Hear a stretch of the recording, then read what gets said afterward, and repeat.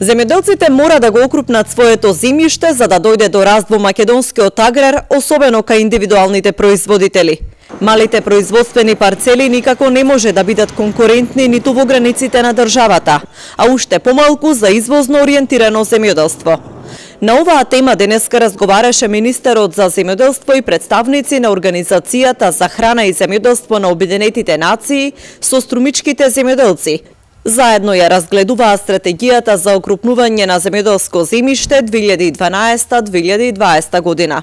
Поради неисплатливоста, малите и раситнети парцели неретко остануваат и необработени.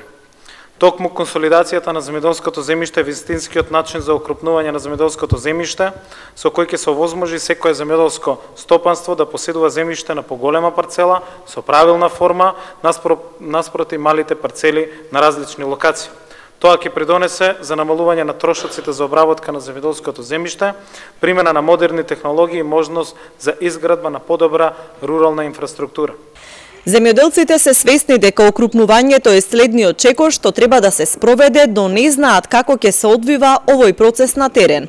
Сметаат дека ќе биде тешко да се примени ако сопствениците сами се договараат за замена или отстапување на парцелите. Не веруваме, може со тешкотијке, не може големо окрупнување, ама може мали окрупнување. 1 хектар од 3 ниви да направи 1 хектар, 2 хектара, тоа може да се окрупни, иначе целосно поле тешко да се изводи, затоа што кај нас се нивите што има од 1 класа до 5 класа. И тука ќе има доста проблеми. Таа идеја може да се реализира и тоа доста успешно. Можам да ви кажам пример, јас сум од Радовишко, иначе земја имам во Покрајчево и сум бил добар земјоделец за свое време. Татко ми уште пред 40 години има направено таков резултат. Има споено 3-4 ниви од друга атар, друго село и донесено сега на едно место, сите на едно место. И тие успеси ние ги користиме више со татко.